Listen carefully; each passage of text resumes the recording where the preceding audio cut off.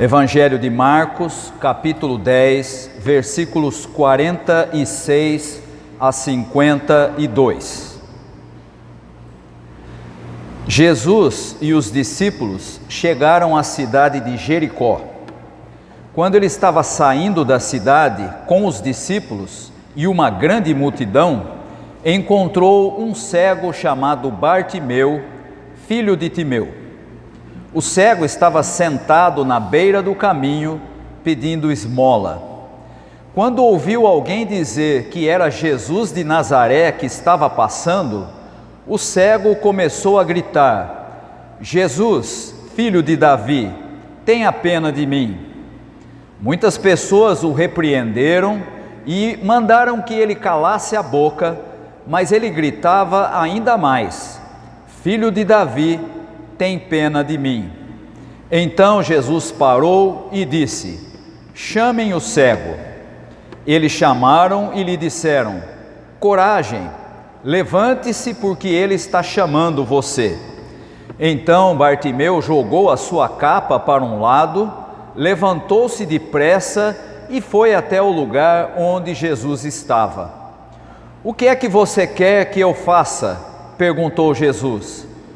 Mestre, eu quero ver de novo, respondeu ele. Vá, você está curado porque teve fé, afirmou Jesus. No mesmo instante, Bartimeu começou a ver de novo e foi seguindo Jesus pelo caminho.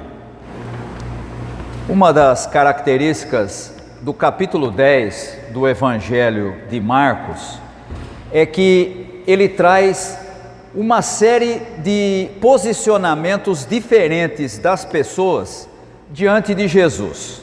Se você voltar lá no começo do capítulo 10, você vai encontrar uma sequência de situações em que as pessoas se encontram com Jesus e se posicionam diante dele, mesmo sem reconhecer que ele era o verdadeiro Messias, vão se posicionando diante de Jesus, cada um à sua maneira, e é muito interessante a gente olhar para essas maneiras diferentes de se posicionar diante de Jesus, principalmente quando a gente chega nesse texto que a gente acabou de ler, que é o texto em que Jesus está passando e um cego fica sabendo que ele está por ali. E a gente vai olhar para o começo do capítulo e perceber que outros grupos, outras pessoas também parecem que estavam cegos sem perceber quem era Jesus. Se você pegar o comecinho do capítulo, do versículo 1 até o 12, você vai encontrar Jesus conversando com fariseus entendidos na lei e que queriam conseguir uma prova de Jesus de que ele não era o Messias, e trazem para Jesus o tema do divórcio. O que eles querem é reafirmar o que aquela sociedade que eles viviam sempre adotou, uma forma patriarcal de tratar a mulher. E então questionam Jesus, e Jesus então volta, na resposta àqueles fariseus, volta ao objetivo inicial da criação, mostrando que diante de Deus, homens e mulheres estão em posição de igualdade. Esse primeiro grupo estava absolutamente cego para perceber que o reino de Deus era diferente daquilo que eles pensavam e daquilo que eles reproduziam na sociedade. Mas aí o texto segue, e dos versículos 13 até 16, nós vamos encontrar os discípulos sendo instruídos por Jesus, e ele coloca no meio deles uma criança, e ele diz: vocês têm que ser como essa criança, mostrando que o modelo dentro do reino de Deus não era aquele que os fariseus tinham dito, e também não era aquele que estava na cabeça dos discípulos, e isso vai ficar muito claro quando na sequência nós vamos ver os discípulos querendo uma posição de destaque dentro do grupo dos seguidores de Jesus. Depois dos versículos 17 até o versículo 31, é a vez do homem rico.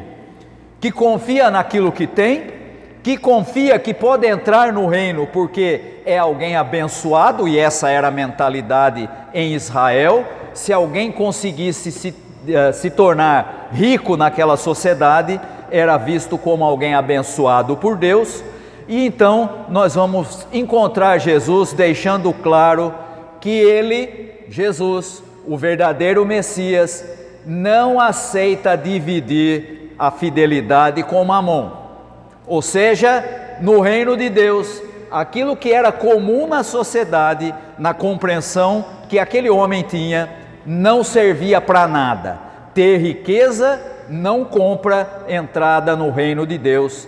E mais, ainda atrapalha aquele rico de perceber que Jesus era de fato o Messias. Era, nesse caso, a riqueza que o impedia de ver. Mas o texto segue, e aí nós vamos encontrar, dos versículos 32 a 34, Jesus deixando claro que tipo de Messias ele é. Para que não haja nenhuma dúvida, para que ninguém tenha qualquer tipo de questionamento, ele diz: o Filho do Homem vai ser rejeitado pelas autoridades religiosas, vai ser condenado, mas vai sair vencedor por causa da ressurreição que vem do Pai. E agora você pensa, bom, então muito bem, então agora já entenderam quem é Jesus, né? Não. Agora são os discípulos, são os seus seguidores mais próximos, que revelam o tipo de cegueira que eles tinham, assim como a gente já viu lá nos fariseus. Agora são os discípulos que começam a pedir a Jesus, que um queria sentar à direita e o outro à esquerda de Jesus.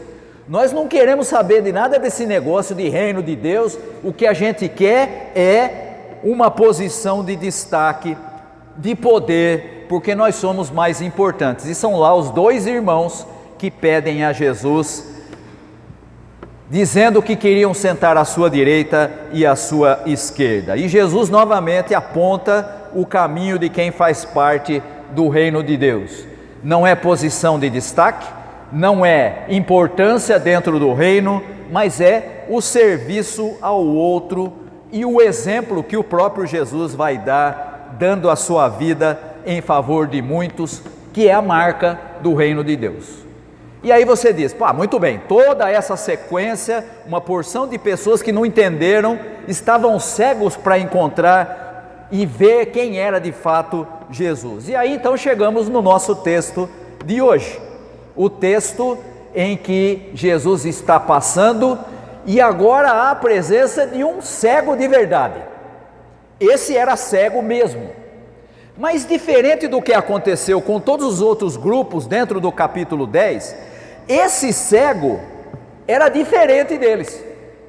E aí nós vamos encontrar logo no começo do texto a afirmação de que Bartimeu estava à beira do caminho pedindo esmola.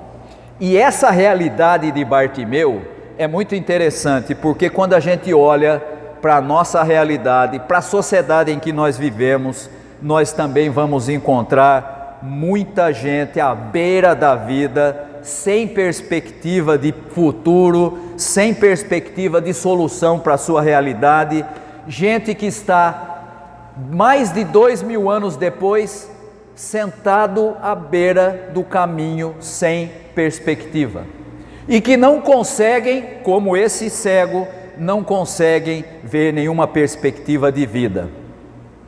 Não podemos nos esquecer que hoje já não há mais essa mesma ideia, mas na época de Jesus, os cegos, assim como os doentes, eram considerados pecadores e eram discriminados pela sociedade.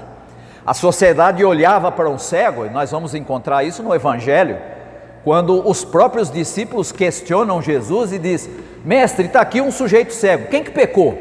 Ele, o pai dele, a mãe, o avô? Quem foi o responsável para ele estar nessa situação? Essa era a compreensão a respeito daqueles que estavam doentes e, no caso aqui, estava cego.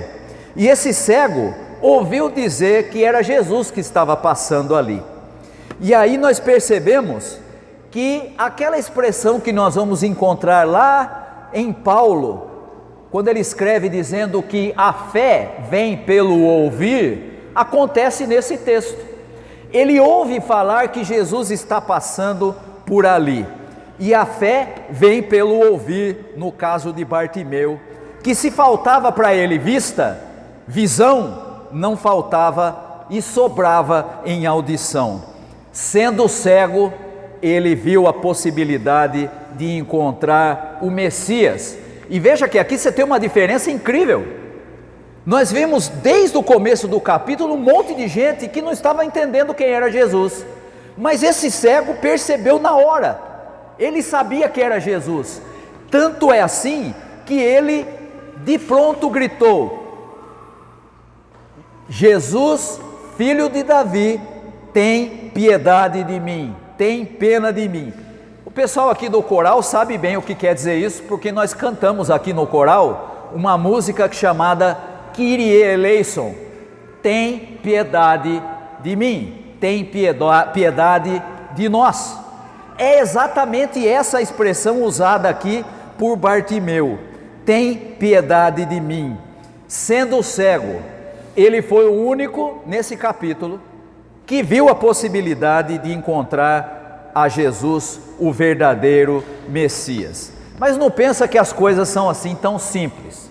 Quando ele vê essa possibilidade, adivinha qual foi a reação de quem estava por perto? Começaram a repreendê-lo, começaram a criticá-lo. Para de gritar, sujeito, dá sossego para o mestre. Ele já vem aqui, olha as pessoas que ele já atendeu, no próprio capítulo 10, já vem falando, ensinando, agora você vai importunar.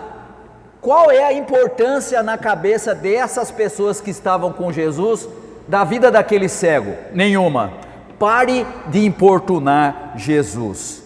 E por isso eles repreendem aquele homem. Aqueles mesmos que não tinham compreendido o que Jesus tinha explicado no resto do capítulo, pessoas religiosas, pessoas que estavam acompanhando Jesus, não entenderam a necessidade daquele homem. E aqui nós temos uma característica muito comum: sempre tem quem não ajuda, mas atrapalha. É incrível, mas essa é a realidade em praticamente todas as coisas que a gente vivencia. Você tem aquele que você pode contar, você tem aquele que você não pode contar, mas pode ter certeza que vai aparecer alguém para atrapalhar. E aqui é exatamente essa a realidade. Repreendiam aquele homem, atrapalhando que ele se chegasse a Jesus.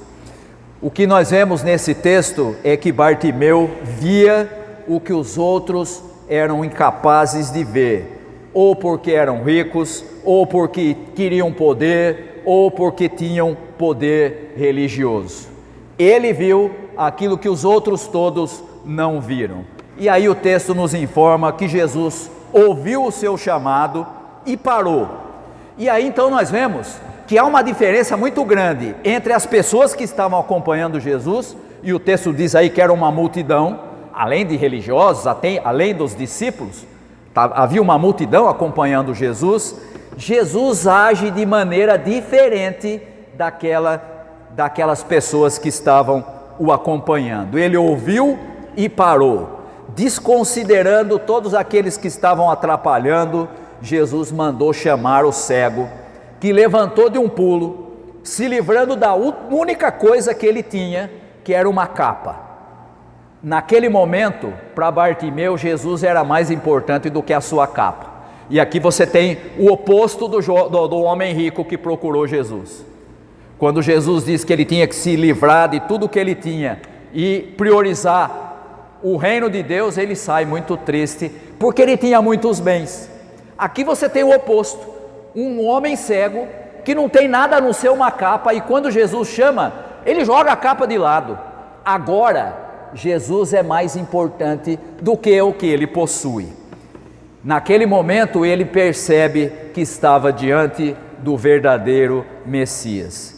E aí então Jesus faz uma pergunta que é muito interessante. Jesus pergunta para aquele homem: o que é que você quer que eu faça? O que é que você quer que eu faça? Ele poderia dizer assim: puxa, eu vou aproveitar, né? Esse sujeito é importante, tem fama e tudo mais, eu vou pedir para ele me dar uma esmola bem gorda. Não foi o que ele fez. Não pediu absolutamente nada para ele mesmo. O que ele pede é que ele pudesse ver de novo aquele homem que era o único que tinha enxergado Jesus como de fato ele era, é aquele que pede para ver de novo. E essa pergunta é importante porque ela é feita a Bartimeu, mas ela também é feita a cada um de nós.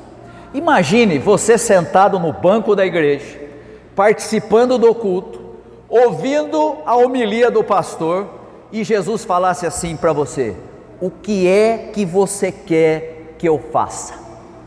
O que você pediria para Jesus? O que você diria para ele?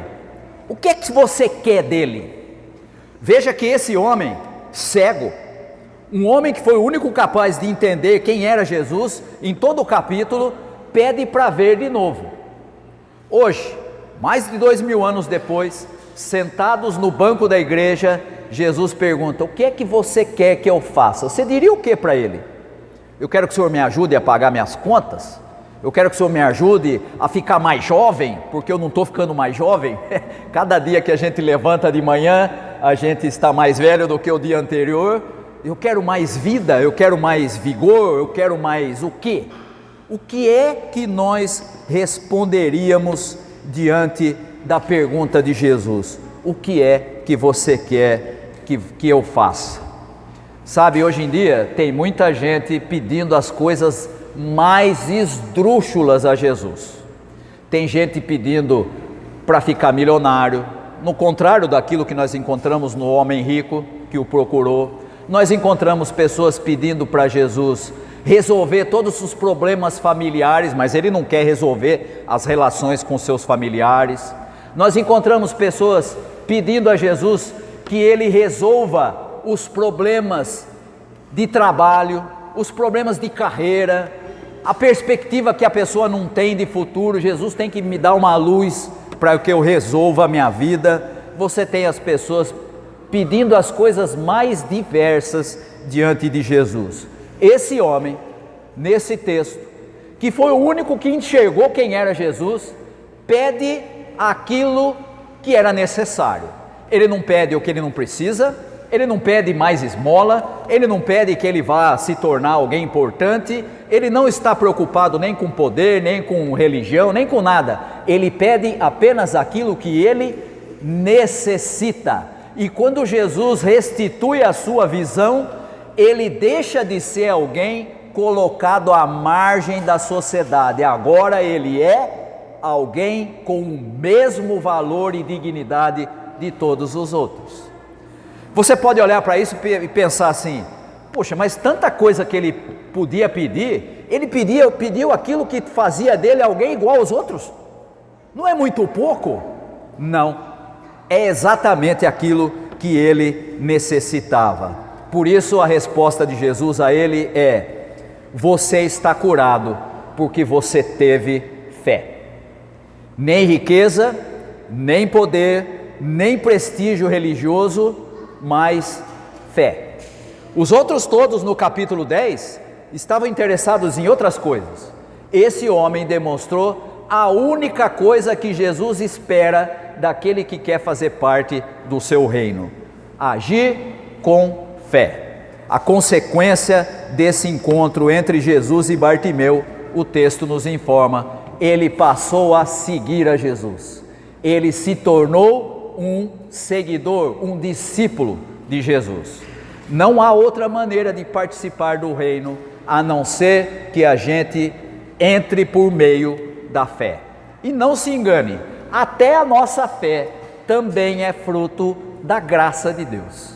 É Ele quem nos ama, é Ele quem nos chama, é Ele quem nos dá a possibilidade de reconhecer a Jesus como o verdadeiro Messias. Hoje nós estamos diante de realidade completamente diversa dessa, mas nós temos hoje muita gente na igreja e fora dela que está à margem do caminho, que está à margem da sociedade, gente que precisa ver a Jesus, e nós não nos dispomos a mostrar para eles quem é esse Jesus. Essa é a função da igreja, dar testemunho do fato de termos encontrado aquele que é o verdadeiro Messias. Eu disse lá no meio da nossa meditação que a fé vem pelo ouvir, mas como é que vão ouvir se não há quem pregue, se não há quem anuncie? Quem tem que fazer isso é a comunidade de fé, é nossa responsabilidade.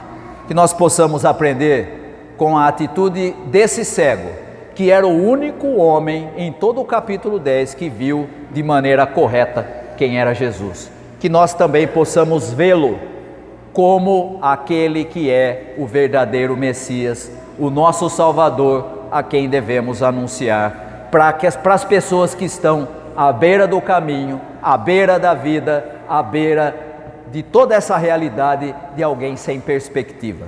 Que Deus possa abençoar aos irmãos e às irmãs. Amém.